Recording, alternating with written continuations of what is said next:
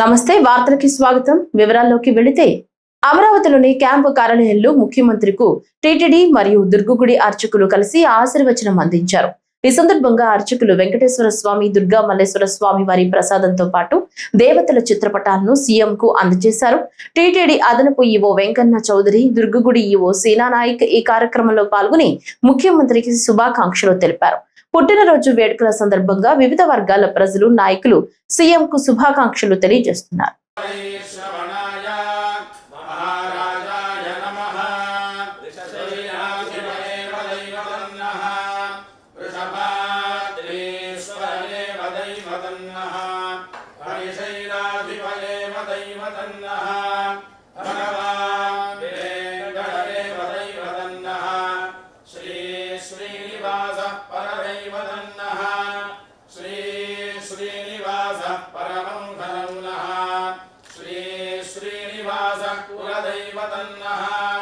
श्री श्रीनिवास परमागतिर्नः वक्राब्जे भाग्यलक्ष्मी करतलकमले सर्वदा दानलक्ष्मी दोर्दण्डे वीरलक्ष्मी हृदयसरसे भूतकारुण्यलक्ष्मी खड्गाग्रे शौर्यलक्ष्मी निखिलगुणगणाडम्बरे कीर्तिलक्ष्मी सर्वांगे सौम्यलक्ष्मी वयतु विजयता सर्वसाम्राज्यलक्ष्मी श्रीर्वच्चस्वमायुष्यमारोग्यमाविधाक्षोभमानं महीयते धान्यं धनं पशुं बहुवक्त्रलाभं शतसंवत्सरं दीर्घायुः श्रियः कान्ताय कल्याणनिधये निधयेऽर्थिनां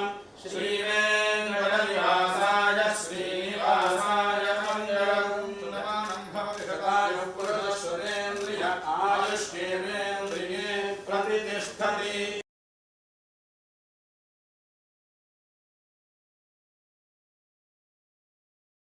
धन्दरितात्यग्निः तारग्निवर्णां तपसा ज्वलन्तीं वैरोचनीं कर्मफले चतुष्टां दुर्गां देवीं शरणमहं प्रपद्ये सुतरसितरसे नमः। अग्ने त्वं मारयानुभ्योऽस्मान् हस्तिभिर्दुर्गाणि विश्वा ऊष्य पृथिवी बहुलान उर्वी भद्रः जातवेदस्यन्धन्ननापादुरितादिवर्षि अग्ने त्रिलं मनसा तृणानोऽस्माकं भोद्यविदातनूनां पृथुराजितकुन्दहमानमुग्रमग्निकं हुवेम परमात्यधस्तादु दुर्गाणि विश्वाक्षामद्देवो अतिदुरिताग्निः प्रोषणीद्योद्धरेषु धनात्यहोतानं यस्य दुत्सीषे प्रतिष्ठति। జన్మదినాన్ని పురస్కరించుకుని సీఎం చంద్రబాబు దంపతులు పటమట అన్నా క్యాంటీన్ ను సందర్శించారు. అక్కడ పేదలు, కార్మికులు, సాధారణ ప్రజల మధ్య తన పుట్టినరోజును సాదాసీదాగా నిర్వహించారు. అన్నా క్యాంటీన్ కు వచ్చిన లబ్ధిదారులు సీఎం కు శుభాకాంక్షలు తెలుపగా ఆయన వారిని ఆప్యాయంగా పలకరిస్తూ స్వయంగా అల్పాహారం వడ్డించారు.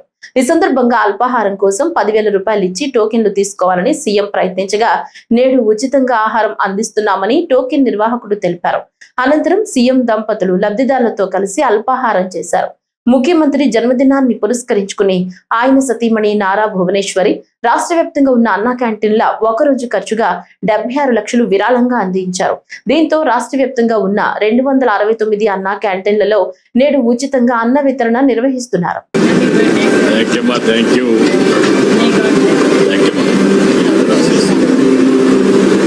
బాధపడే పరిస్థితి లేకుండా ప్రతి ఒక్కరి కడుపు నింపాలి అనే ఉద్దేశంతో అన్నా క్యాంటీన్లు పెట్టాం. ఈరోజు మనం ఒకసారి చూస్తే ఎన్టీ రామారావు గారు తిరుమలలో అన్న ప్రసాదం కార్యక్రమం ప్రారంభించారు. అది నిరంతరం కొనసాగుతూ ఉంది. అదే స్ఫూర్తితో అన్నా క్యాంటీన్ పెట్టాం. అన్నా క్యాంటీన్ కూడా ఒక పద్ధతి ప్రకారం ఉండాలని ఈరోజు ఇక్కడ అన్నా క్యాంటీన్ మీరు చూశారు. మామూలుగా ఏదో అన్నం పెట్టడం అంటే రోడ్డు మీద పెట్టడం, ఏదో దానం చేసినట్టు బిహేవ్ చేయడం కాకుండా పేదవాళ్ళు కూడా గౌరవప్రదంగా పౌష్టికాహారాన్ని, నాణ్యమైన ఆహారాన్ని పరిశుభ్రమైన వాతావరణంలో తినాలనే ఉద్దేశంతోనే ఈ కార్యక్రమానికి శ్రీకారం చుట్టాం. ఇది ఒక ఉదాహరణ. ఇక్కడ మీరు చూస్తే క్లీనినెస్ ఉంది, సెపరేట్ క్యాంపస్ ఉంది, కాంపౌండ్ వాల్ ఉంది. వచ్చిన వాళ్ళు ఎవరైనా సరే ఇక్కడ ఆ సమయంలో వస్తే మార్నింగ్ కానీ, మధ్యాహ్నం కానీ, రాత్రి కానీ 3 పూట్ల ఇక్కడ భోంచేసే పరిస్థితి వస్తుంది. 5 రూపాయలకే భోంచేస్తున్నారు. చాలామంది అనేక పనుల కోసం బయట వస్తారు. ఒక ఆటో డ్రైవర్ కావచ్చు, ఒక ముఠా కార్మికుడు కావచ్చు, లేకుంటే రోడ్లు క్లీన్ చేసే కార్మికులు కావచ్చు, లేకుంటే ప్రజలు కావచ్చు. ఇలాంటి వాళ్ళు చాలామంది ఉంటారు. ఎక్కడన్నా భోజనానికి పోవాలంటే 100 రూపాయలు మినిమం ఒక పూటకు డబ్బులు పే చేసే పరిస్థితి వస్తుంది. అక్కడ కూడా పౌష్టికాహారం దొరికే పరిస్థితి లేదు. ఇవన్నీ పరిష్కారం కోసం పెట్టాం. ఆంధ్రప్రదేశ్ ముఖ్యమంత్రి తమిళనాడులో ఎన్నికల ప్రచారంలో పాల్గొన్నారు. కోయంబత్తూరులో ఎన్డీఏ భాగస్వామ్య పక్షాల తరపున ప్రచారం నిర్వహించనున్నారు. తమిళనాడులోని కోయంబత్తూరులో జరుగుతున్న ఎన్నికల నేపథ్యంలో సీఎం చంద్రబాబు నాయుడు ప్రచార కార్యక్రమాలకు హాజరయ్యారు. ఈ సందర్భంగా స్థానిక వ్యాపారవేత్తలు, వివిధ రంగాల నిపుణులతో ఆయన ప్రత్యేకంగా సమావేశమయ్యారు. రాష్ట్రాల మధ్య వ్యాపార అవకాశాలు, అభివృద్ధి అంశాలపై చర్చించినట్లు సమాచారం. ఎన్డీఏ భాగస్వామ్య పక్షాల తరపున ప్రచారాన్ని మరింత బలోపేతం చేయడానికి సీఎం చంద్రబాబు పలు కార్యక్రమాల్లో పాల్గొనున్నట్లు పార్టీ వర్గాలు తెలిపాయి. కోయంబత్తూరులో జరుగుతున్న ఈ ప్రచార కార్యక్రమం రాజకీయంగా ప్రాధాన్యత సంతరించుకుంది. ఉంగళిడం తెరిగిరదు కవలై పడాదీంగ ఎన్నో 15th డేస్ మట్టుందాన్. తెలుగు తమిళ్ నేర్చుకోవాలని కానీ కొంత సమయం వల్ల నేర్చుకోలేకపోతున్నాం. నేను తమిళ్, ఇంగ్లీష్, కొంతవరకు తెలుగు కూడా మాట్లాడతాను. ఇక్కడ చాలామంది ఫాలో అవుతారు. తమిళనాడు అంటేనే ద్రవిడ సంస్కృతికి మూలం. పల్లవ, చోర, చోళ, పాండ్య వంటి రాజవంశాలన్నీ పాలించిన గొప్ప చరిత్ర ఈ నేలది. ఇక్కడ ఆచారాలు, అలవాట్లు ఎప్పటికీ ప్రత్యేకం. తమిళం అంటేనే అత్యంత ప్రాచీన భాషల్లో ఒకటి. మీ భాషాభిమానం గురించి ప్రపంచం మొత్తానికి తెలుసు. మీ అంతలా తల్లి భాషను ప్రేమించేవారు లేరనడంలో అతిశయోక్తి లేదు. మీరందరికీ ఆదర్శం. బ్రిటిష్ పాలనలోనే తమిళనాడు ఒక ప్రత్యేక స్థానం ఉంది.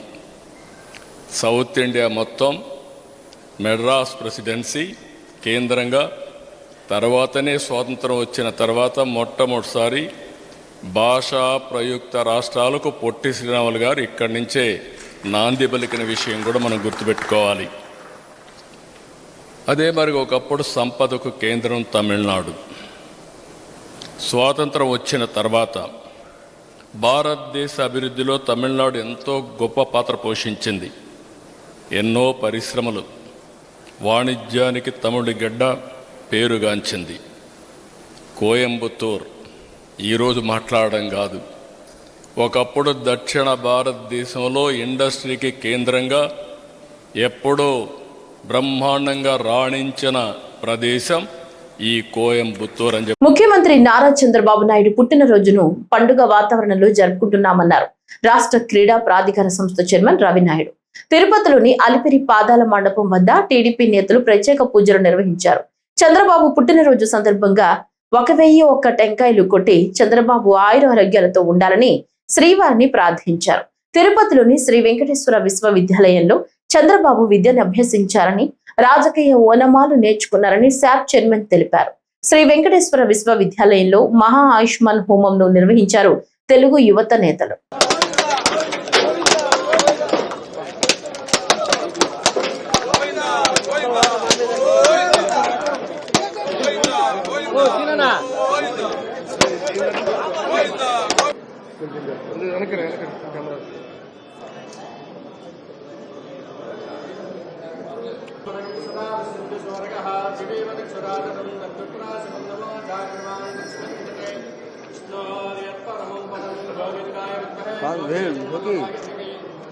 కృష్ణ ప్రచోదయాత్ నీరాజనం తమసగామి.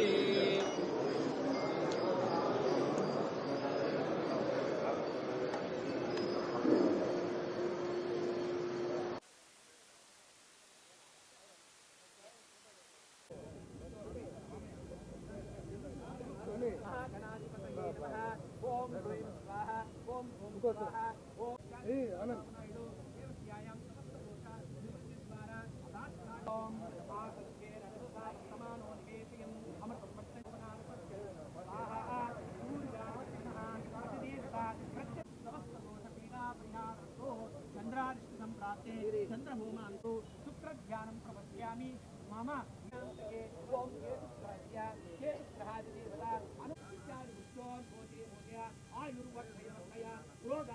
శనిధ్యానం ప్రపశ్యామి మమ ఆయుఃపీడః ఉపశాంతయే.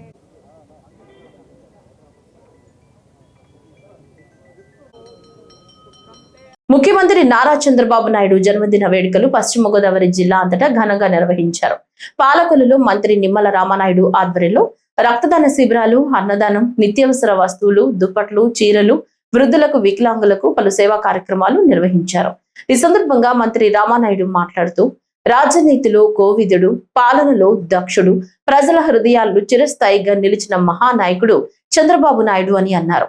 సంక్షోభాలను అవకాశాలుగా మలుచుకునే అసాధారణ మేధావి, రాజకీయ తుఫాలను తట్టుకుని నిలిచిన మహోన్నత వ్యక్తి అని అన్నారు. డిజిటల్ పాలన స్వప్నాన్ని వాస్తవంగా మార్చిన ఆధునిక భారత నిర్మాత, ఐటీ రంగాన్ని ఆంధ్రప్రదేశ్ కు తీసుకొచ్చిన సాంకేతిక మార్గదర్శి అని, నీటిపారుదల ప్రాజెక్టులతో రైతుల కన్నీరు తుడుస్తున్న జల సాధకుడని అన్నారు.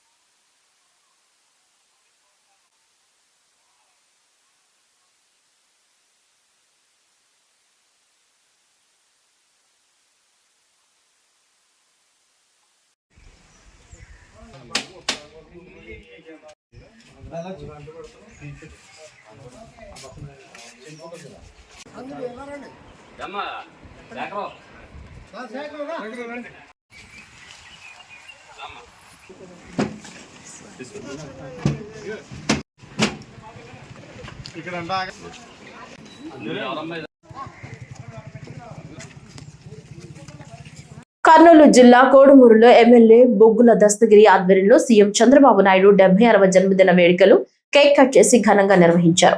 సీఎం పుట్టినరోజు సందర్భంగా రక్తదాన శిబిరం నిర్వహించారు. టీడీపీ నేతలు, కార్యకర్తలు రక్తదానం చేసిన వారికి పండ్లు, జ్యూస్ ఇచ్చారు. ఎమ్మెల్యే ఏపీలో ప్రతి ఒక్కరికి ఉపాధి కల్పించేలా ఇండస్ట్రీలు, కారిడార్లు, భారీ పరిశ్రమలు రప్పిస్తూ కూటమి ప్రభుత్వం ఆధ్వర్యంలో సీఎం చంద్రబాబు నాయుడు అద్భుతంగా దేశంలోనే నెంబర్ 1 రాజధానిగా నిర్మిస్తున్నారని కొనియాడారు. అందరి తరఫున జన్మదిన శుభాకాంక్షలు తెలియజేసుకుంటున్నాను. ముఖ్యంగా నారా చంద్రబాబు నాయుడు గారు విజనరీ లీడరు. ఆయన విజన్ 2020 అని చెప్పేసి ఆయన ఫలాలు ఈరోజు హైదరాబాద్లో కానీ మన ఆంధ్ర రాష్ట్రంలో కానీ ఆయన ఫలాలు ఈరోజు మనం చవి చూస్తున్నాము. ముఖ్యంగా ఇప్పుడు మరి కొత్తగా 2047 అనే కార్యక్రమం ద్వారా, అంటే విజనరీ ద్వారా మళ్ళీ ఈ రాష్ట్రానికి అత్యధికంగా హైదరాబాద్ మాదిరి భారతదేశంలో ఈ యొక్క రాష్ట్రాన్ని ఒక నెంబర్ 1 స్థానంలో చూడాలని చెప్పేసి ఒకే ఒక సంకల్పంతో ఇండస్ట్రీస్ని, అలాగే ముఖ్యంగా కారిడార్లని, పరిశ్రమలని ఇంకా ప్రతి ఒక్కటి చేస్తున్నటువంటి వ్యక్తి నారా చంద్రబాబు నాయుడు గారు. మా కూటమి ప్రభుత్వంలో భాగమైనటువంటి పవన్ కళ్యాణ్ గారు, ఇంకా బీజేపీ మూడింటితో సహా మా యొక్క నారా చంద్రబాబు నాయుడు గారు అందరినీ కలుపుకొని ఈ యొక్క రాష్ట్రాన్ని ముందుకు తీసుకెళ్తున్నారు. ఆయనకి ప్రత్యేకంగా ధన్యవాదాలు కూడా ఈ యొక్క 76వ జన్మదిన సందర్భంగా శుభాకాంక్షలు తెలియజేసుకుంటున్నాము. బాపట్లలో ముఖ్యమంత్రి చంద్రబాబు నాయుడు 76వ జన్మదిన సందర్భంగా సేవా కార్యక్రమాలు నిర్వహించారు. టౌన్ హాల్లో వేగేసిన ఫౌండేషన్, పెదకాకాని సంవేగి కంటి ఆసుపత్రి సహకారంతో ఉచిత కంటి వైద్య శిబిరాన్ని ఏర్పాటు చేశారు. ఎమ్మెల్యే కుమారుడు రాకేష్ వర్మ ఈ శిబిరాన్ని ప్రారంభించారు. పేదలు, వృద్ధులు, వికలాంగులు ఎక్కువగా ఈ అవకాశాన్ని వినియోగించుకోవాలని ఆయన కోరారు. శిబిరంలో ఉచిత కంటి పరీక్షలు, వైద్య సేవలు అందిస్తున్నారు. ముఖ్యమంత్రి చంద్రబాబు ఆరోగ్యంగా ఉండి రాష్ట్రాన్ని అభివృద్ధి దిశగా ముందుకు తీసుకువెళ్లాలని రాకేష్ వర్మ ఆకాంక్షించారు. ఈ శిబిరానికి పెద్ద సంఖ్యలో ప్రజలు హాజరై సేవలను పొందుతున్నారు.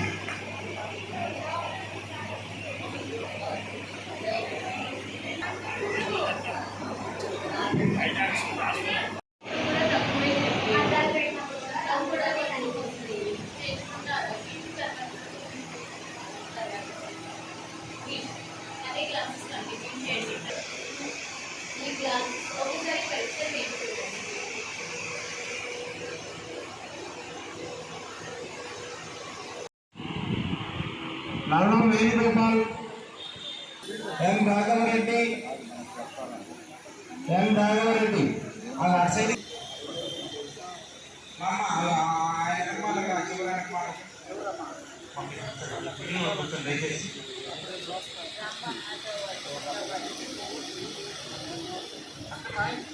శ్రీ సత్యసాయి జిల్లా కలెక్టరేట్లోని పీజీఆర్ఎస్ హాల్ నందు అంగన్వాడీ చిన్నారుల స్నాతకోత్సవం వేడుకగా జరిగింది.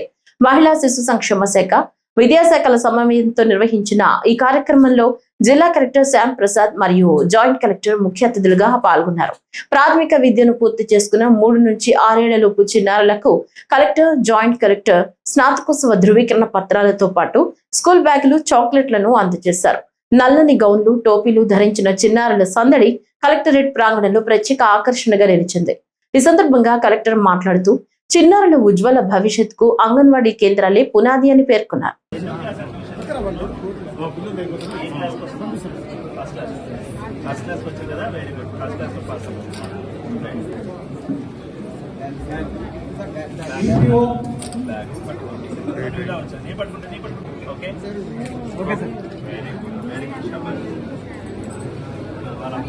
అవునండి, కొంచెం పక్క తిన్నాక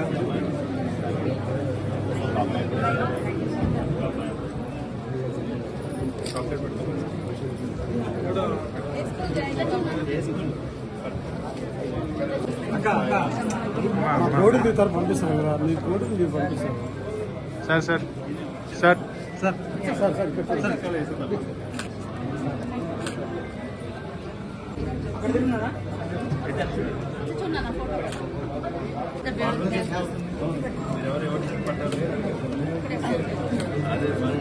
మీరు కొంచెం ఇది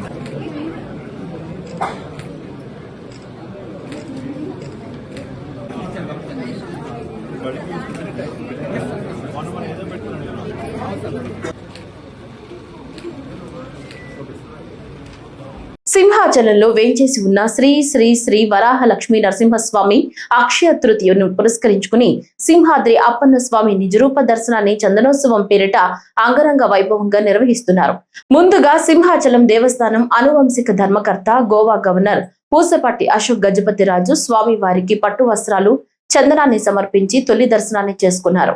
అనంతరం రాష్ట్ర మంత్రులు, జిల్లా అధికారులు, జ్యుడిషియల్ అధికారులు, ప్రజా ప్రతినిధులను దర్శనం కోసం అనుమతించారు. అనంతరం క్యూ లైన్ల ద్వారా వచ్చి విశేష భక్తులను అనుమతించారు. అయితే దేవస్థానం అధికారులు, జిల్లా అధికారులు భక్తుల కోసం చేసిన ఏర్పాట్ల కారణంగా ఎలాంటి ఇబ్బంది లేకుండా ప్రజలు సర్వదర్శనాన్ని చేసుకున్నారు.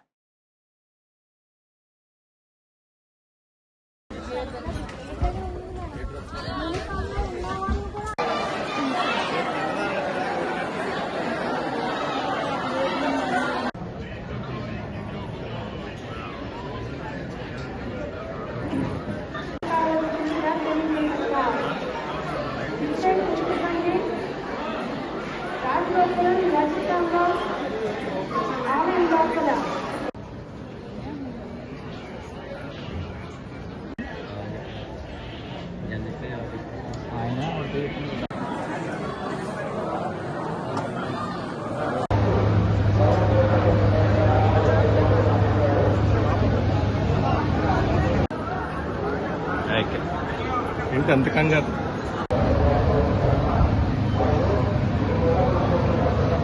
గుంటూరు నగరంలో మరోసారి భద్రతా పరిస్థితులపై ప్రశ్నలు తలెత్తించే ఘటన చోటు చేసుకుంది. కంకరగుంట ఫ్లైఓవర్ సమీపంలోని ఓ మద్యం దుకాణం వద్ద కొంతమంది మందుబాబులు హల్చల్ సృష్టించారు. మద్యం సేవించిన యువకుల గుంపు మరో వ్యక్తిపై కిరాతకంగా దాడి చేయడం తీవ్ర కలకలం రేపింది. ఈ దాడికి సంబంధించిన దృశ్యాలు అక్కడి సీసీటీవీ మొబైల్ వీడియోలో స్పష్టంగా రికార్డు కావడంతో ఘటన మరింత ప్రాధాన్యత సంతరించుకుంది. నిత్యం రద్దీగా ఉండే ఏటి అగ్రహారం, కంకరగుంట ఆర్యూబీ పరిసర ప్రాంతాల్లో ఈ ఘటన జరగడం స్థానికులను భయాందోళనకు గురిచేసింది.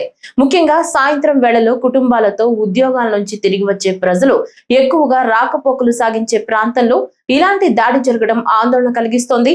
స్థానికులు పోలీసులపై తీవ్ర ఆగ్రహం వ్యక్తం చేస్తూ వెంటనే చర్యలు తీసుకుని నిందితులను పట్టుకోవాలని, ఆ ప్రాంతంలో గస్తీ పెంచాలని డిమాండ్ చేస్తున్నారు.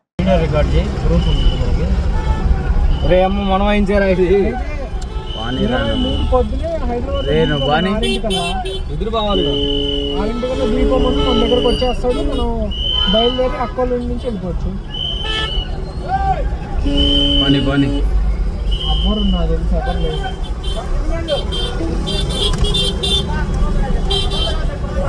అవునవును, అది మనం సాయితో మాట్లాడుకొని డిసైడ్ చేద్దాం. ఓకేనా? వెళ్ళటం అయితే కన్ఫర్మ్ కదా.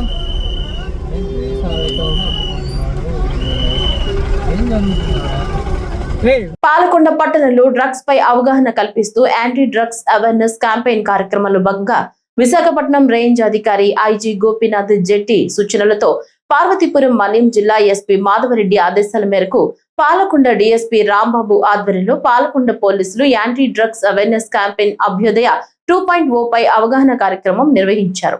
ఈ సందర్భంగా పాలకొండ పోలీస్ స్టేషన్ నుంచి ఆర్టీసీ కాంప్లెక్స్ వరకు ర్యాలీ నిర్వహించి మానవహారం ఏర్పాటు చేశారు. ఈ సందర్భంగా డీఎస్పీ రాంబాబు మాట్లాడుతూ డ్రగ్స్ రహిత రాష్ట్రంగా ఆంధ్రప్రదేశ్ ను నిలిపే క్రమంలో భాగంగా విశాఖపట్నం జోన్ మొదటి స్థానంలో నిలపాలని గోపీనాథ్ జెట్టి దృఢ సంకల్పంతో ఉన్నారని, ప్రజలు కూడా దీనిలో భాగస్వామ్యం కావాలని డీఎస్పీ పిలుపునిచ్చారు. ఈరోజు విశాఖపట్నం రేంజ్ ఐజీ గారు గోపీనాథ్ జెట్టి గారు ఆదేశాలతో మన పార్వతీపురం గారు అయినటువంటి ఎస్పీ మాధవరెడ్డి గారి ప్రత్యక్ష పర్యవేక్షణలో యాంటీ డ్రగ్స్ అవేర్నెస్ ప్రోగ్రామ్ దాని సంకల్పం 2.0 అలాగే అభ్యుదయం చైతన్యం 2.0 అభ్యుదయం 2.0 అనే ప్రోగ్రామ్ ఈరోజు లాంచ్ చేయడం జరిగింది. దీని ముఖ్య ఉద్దేశం ఏంటంటే ఈ మన వైజాగ్ రేంజ్లో పోలీస్ రేంజ్లో ఎక్కడా కూడా ఇటువంటి డ్రగ్స్ కానీ దొరకడం కానీ పంటలు కానీ వేయడం కానీ ఏం లేకుండా డ్రగ్స్ ఫ్రీగా రేంజ్గా మనం తయారు చేసి రాష్ట్రంలోనే ఒక మోడల్గా తయారు చేయాలనే ఉద్దేశంతో ఈ ప్రోగ్రామ్ కండక్ట్ చేయడం జరుగుతుంది. ఇది 100 రోజుల ప్రోగ్రామ్. దీని ద్వారా పబ్లిక్లోకి రీచ్ అయ్యి పబ్లిక్ పర్సెప్షన్ పెంచడంతో పాటు పబ్లిక్ అవేర్నెస్ అనేది గట్టిగా తీసుకురావాలి, పబ్లిక్ పార్టిసిపేషన్ పెంచాలి, ఎన్జిఓస్ పార్టిసిపేషన్ పెంచాలి. వారి ద్వారా మన ఆంధ్రప్రదేశ్లో మన రేంజ్లో అక్కడ ఎటువంటి డ్రగ్స్ దొరకకుండా చేయడం అనేది ఒకటి, పంట లేకుండా చేయడం, అసలు ట్రాన్స్పోర్ట్ కూడా చేయకుండా ఏమీ లేకుండా ఇల్లుగా మొత్తం డ్రగ్స్ ఫ్రీ రేంజ్గా నిలబడాలని ఉద్దేశంతో ఈ కార్యక్రమం స్టార్ట్ చేయడం జరిగింది. దీనికి అందరూ సపోర్ట్ కూడా తీసుకోవడం జరుగుతుంది. పబ్లిక్ రిప్రజెంటేటివ్స్ కానీ లేకపోతే ఎన్జిఓస్ కానీ హెల్త్ డిపార్ట్మెంట్ కానీ ఆల్ కన్సర్న్ స్టేక్ హోల్డర్స్ ఎవరైతే ఉన్నారో వాళ్ళందరూ తాలూకా సహకారంతో ప్రజల దగ్గరికి వెళ్ళి వాళ్ళకి ఈ కార్యక్రమాలు అవేర్నెస్ చేసి వారి ద్వారానే మనం సాధించాలని ఉద్దేశంతో 100 రోజుల ప్రోగ్రాం పెట్టాము. ఈ ఫస్ట్ 20 days అనేది మొబిలైజేషన్ ఎలా చేయాలనేది ఒకటి ఉంటుంది. 20 days నుంచి 40 days ఒక ప్రోగ్రామ్, అలాగే 100 daysకి 4 ప్రోగ్రామ్స్ చేశాము. ఎలాగ అవుట్రీచ్ వెళ్ళాలి అనేది రకరకాల కార్యక్రమాలు, అవేర్నెస్ ప్రోగ్రామ్స్, అలాగే నాటకాల ద్వారా కానీ లేకపోతే అవేర్నెస్ ప్రోగ్రామ్ కండక్ట్ చేయడం కానీ ఇవన్నీ ఉన్నాయి. ఇవన్నిటి ద్వారా మేము ముందుకెళ్ళి ఇవన్నీ ఈ 100 రోజుల్లో ఈ డ్రగ్స్ ఫ్రీ ఈ రేంజ్గా తయారు చేయడానికి మేము డ్రగ్స్ ఫ్రీ రేంజ్గా మన స్టేట్లో నిలబెట్టాలనేది మా సంకల్పం. ఇదే వీటిని చైతన్యపరిచి ఒక అభ్యుదయంగా నిలబెట్టాలనేది ఈ తాలూకా ఉద్దేశం. కాబట్టి ఈరోజు లాంచ్ చేయడం జరిగింది. ఈ రోజు నుంచి కార్యక్రమాలన్నీ స్టార్ట్ చేయడం జరుగుతుంది. 100 రోజుల ప్రోగ్రామ్. Thank you. బాపట్లలోని శ్రీ అన్నం సతీష్ ప్రభాకర్ కాపు కళ్యాణ మండపంలో జరిగిన ఈ మహాసభకు రాష్ట్ర వ్యాప్తంగా అన్ని జిల్లాల మాజీ సైనిక సంఘాల ప్రతినిధులు హాజరయ్యారు. కార్యక్రమానికి ముందు బాపట్ల అసోసియేషన్ ఏర్పాటు చేసిన యుద్ధ వీరుల స్తూపం వద్ద మాజీ సైనికులు కలిసి అమరవీరులకు పుష్పాంజలి ఘటించి నివాళులర్పించారు. అనంతరం వందే మాత్రం ఆలపించి జ్యోతి ప్రజ్వలనతో సభను ప్రారంభించారు. ఈ సందర్భంగా రాష్ట్ర అధ్యక్షులు తాండ్ర సాంబశివరావు మాట్లాడుతూ రాష్ట్రంలోని మాజీ సైనికుల సంక్షేమం కోసం సంఘం చేపడుతున్న కార్యక్రమాలను వివరించారు. సభకు అధ్యక్షత వహించిన రాష్ట్ర general secretary doctor Sureddy Shivakumar సంఘం వార్షిక లెక్కలు, ప్రభుత్వానికి పంపిన వినతి పత్రాలపై వివరాలు వెల్లడించారు. ఈ మహాసభలో రాష్ట్రంలోని వివిధ జిల్లాల నుంచి వచ్చిన నాయకులు తమ సమస్యలను వినతి పత్రాల రూపంలో రాష్ట్ర కమిటీకి సమర్పించారు.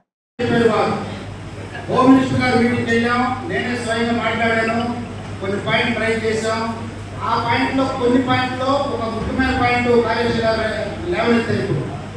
మన మాజీ సైనికుల సమస్యల మీద కొంత అన్యాయాలు జరుగుతున్నాయి, అక్రమాలు జరుగుతున్నాయి, మాజీ సైనికుల కుటుంబ సభ్యుల మీద దౌర్జన్యాలు జరుగుతున్నాయి.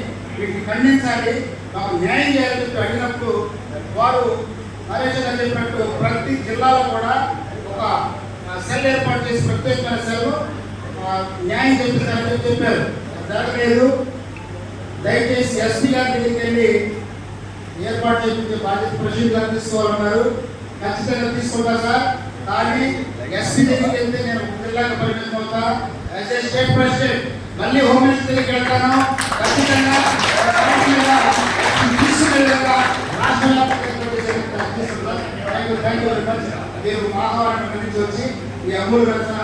గురజాల మాజీ ఎమ్మెల్యే కాసు మహేష్ రెడ్డి మాట్లాడుతూ వైఎస్ షర్మిల తీరుపై మండిపడ్డారు. ఆమె తెలుగుదేశం పార్టీకి అనుకూలంగా వ్యవహరిస్తూ ఒక పార్టీకి ఊడిగం చేసే దర్శిలా మారిపోయిందని ఘాటుగా వ్యాఖ్యానించారు. షర్మిల రాజకీయ ధోరణి చూస్తుంటే మాజీ ముఖ్యమంత్రి వైఎస్ రాజశేఖర రెడ్డి గారి ఆత్మ శోభిస్తుందని ఆయన పేర్కొన్నారు. మహిళా రిజర్వేషన్ బిల్లుకు మద్దతు ఇచ్చిన విషయంలో కూడా డీలిమిటేషన్ అంశంపై సరైన అవగాహన లేకుండా వ్యవహరించిందని విమర్శించారు. దక్షిణాది రాష్ట్రాలకు సీట్ల పెంపు జరుగుతుందనే భావనతోనే వైసీపీ ఆ బిల్లుకు మద్దతు ఇచ్చిందని ఆయన అభిప్రాయపడ్డారు. అలాగే ఒక స్పష్టమైన సిద్ధాంతం లేకుండా పరిస్థితులకు అనుగుణంగా మారుతూ రాజకీయాలు చేస్తున్నారని, ఏ ఎండకి ఆ గొడుగు పట్టుకునే విధంగా షర్మిల వ్యవహరిస్తున్నారని అన్నారు. రాష్ట్రాలకు 50% పెరుగుతుందో ఉన్న పరిస్థితుల్లో అదే మెరుగైందని భావించాం కాబట్టే దానికి సపోర్ట్ ఇచ్చాం. దానికి ఏదో పెద్ద మోడీ చెప్పిందే జగన్మోహన్ రెడ్డి గారు చేస్తాడన్నట్టు ఏదో ఒక రాజకీయ కల్లుబొల్లు. అసలు నేను ఒకటే అడుగుతున్నా ఈరోజు షర్మిల గారిని, అసలు మీకు ఒక అవగాహన ఉందా డీలిమిటేషన్ మీద? అసలు మీరు చట్టం చదివారా? కాన్స్టిట్యూషన్ చదివారా? 2026 తర్వాత డీలిమిటేషన్ జరగబోతుంది సెన్సస్ వచ్చిన తర్వాత. అంటే అది 2027లో జరగచ్చు, 2030లో జరగచ్చు. ఎప్పుడైనా పాపులేషన్ సెన్సస్ ప్రకారం డీలిమిటేషన్ జరిగితే ఆంధ్రప్రదేశ్, తెలంగాణ, తమిళనాడు, కేరళ భారీగా నష్టపోబోతున్నాయి. దాన్ని ఎవరు ఆపలేరు. మళ్ళీ రాజ్యాంగ సవరణ చేస్తే తప్పితే. మరి నిన్న కేంద్ర మంత్రి పార్లమెంట్లో స్పష్టంగా చెప్పాడు, 50% సీట్లు పెంచుతాం, మీకు సమ్మతేనా కాంగ్రెస్ వాళ్ళకని. ఒకసారి సమ్మత అంటారు, ఒకసారి లేదంటారు, ఒక స్పష్టత లేదు. గతంలో కూడా ఇలాగే చేసి నాశనం చేసేసారు కాంగ్రెస్ పార్టీని. జగన్మోహన్ రెడ్డి గారు పార్టీ పెట్టుకున్నప్పుడు కృష్ణారెడ్డి గారు పోయి చెప్పొచ్చాడు, తప్పమ్మా అరెస్ట్ చేస్తే అని. విన్నారా? ఏ శరద్ పవార్ గారు పార్టీ పెట్టుకోలేదా? మమతా బెనర్జీ పార్టీ పెట్టుకోలేదా? అనేక మంది నాయకులు కాంగ్రెస్లో ఉన్నవాళ్ళు పార్టీ పెట్టుకొని బయటకు పోయారు. ఎందుకు అరెస్ట్ చేసింది కాంగ్రెస్ పార్టీ? ఆంధ్ర రాష్ట్రాన్ని విడగొట్టద్దు, తెలుగోళ్ళు కలిసి ఉండాలి అని ఘోషిస్తే మరి ఆ రోజు ఇందిరాగాంధీ గారు అసెంబ్లీలో కాసు బ్రహ్మానందరెడ్డి గారికి మెజారిటీ ఉన్న ఆంధ్ర రాష్ట్రం తెలంగాణ కలిసి ఉండాలని ఆయన ముఖ్యమంత్రి పదవికి రాజీనామా చేసి పివి నరసింహరావు గారు ముఖ్యమంత్రి అయ్యాడు, తెలంగాణ బిడ్డ. మళ్ళీ ఒక 20-30 సంవత్సరాలు కలిసి ఉన్నాం. మరి ఎవరి మాట వెనకుండా చీల్చింది కాంగ్రెస్ పార్టీ కదా? స్పెషల్ స్టేటస్ చట్టం చేస్తామంటే ఎవరైనా ఆపారా కాంగ్రెస్ పార్టీని ఆ రోజున? వాళ్ళు జైలా, ఇప్పుడేమో ఎందుకు జైలు అని అడుగుతారు. ఏదో ఒక పద్ధతి సిద్ధాంతం ఉండాలిగా. ఈ వార్తలు ఇంతటితో సమాప్తం. నమస్కారం.